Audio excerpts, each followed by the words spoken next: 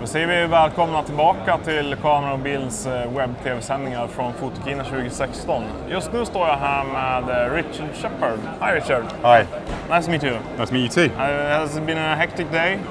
Or yesterday actually? Well, yesterday was not too bad. First day, of course, but we had a lot of people on the stand, so it was really great to see that people were really interested in what Canon had to show. Yeah. So what's people been talking about here at Photokina in your stand? So mostly the 5D Mark IV and of course the EOS M5 that we launched last week. Yeah, exactly. So in your hand you're having a Mark IV, 5D Mark IV. Yeah. How has the reception been from the people? It's been really great actually. The reception from the photojournalists. We launched it just before Visa Paul and Marge a couple of weeks ago. And we were able to show it to the sort of world's greatest photojournalists, and they were really receptive to it. And of course, we've had it with some photographers over the summer doing sample image shoots for us, and they're really impressed with how much of a step forward from the 5D Mark III it is. Yeah, because I've been trying out the camera, and I've tried out pretty much all the functions. Perhaps not all, because it has a lot of features. Yeah. But one of them is Wi-Fi, and I think when you look at the Wi-Fi, it's been since a few years ago.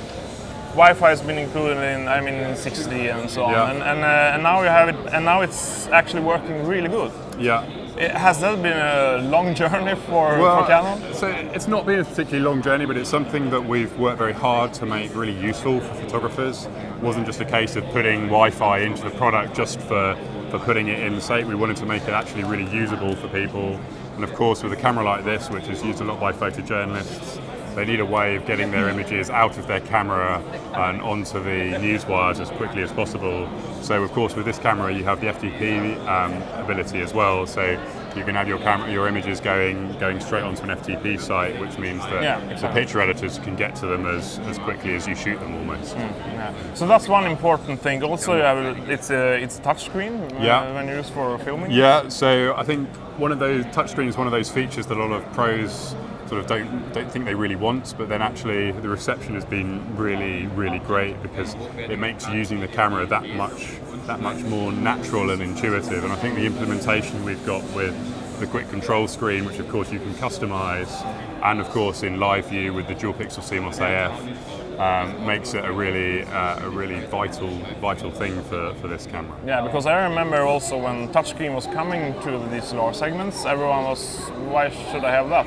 But when you go to filming and shooting video, I think it's very good to have a feature. And for navigating the menus as well with the quick control screen is being able to get direct access into functions is really great, just to be able to tap the screen.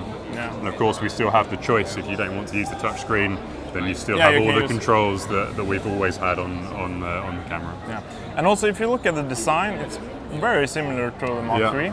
Is that, how should I say, how much can it change on a camera, like this segment? Because everyone knows all. Well, I think obviously you want to make sure that it's as easy to transition from one product to the next, but that doesn't mean that we can't explore other opportunities. So we have this new AF Select lever on this camera, which you can program for a multitude of things. One of them being ISO selection, so you can press and hold and change the ISO, which just represents a different way of shooting. Now you change the shutter speed, the aperture, and the ISO to get your exposure. So we've been able to add things like that onto the camera. Yeah, and now when we're talking about speed, also a question from one of our readers who asked about the card slot.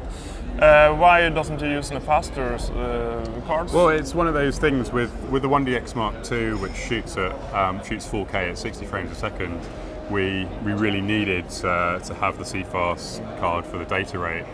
On this camera, the 4K is only 30 frames a second, so the CFast card just wasn't needed for the functionality of the camera, and so we decided not to add the CFast slot unnecessarily. Yeah, because for what I understand, for you as from the Canon perspective, it doesn't matter what it is in the camera, if it's like a CFast or SD. we want to make the best camera for our users, and so we put the functions into the camera that allow the camera to operate, and it's really about what the photographers do with it.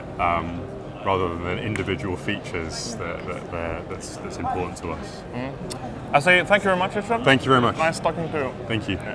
Du som är intresserad mer av kameran får läsa testet i nästa nummer av Kamera Bild som snart är i en butik nära dig. Vi fortsätter rapportera och säger hej då så länge.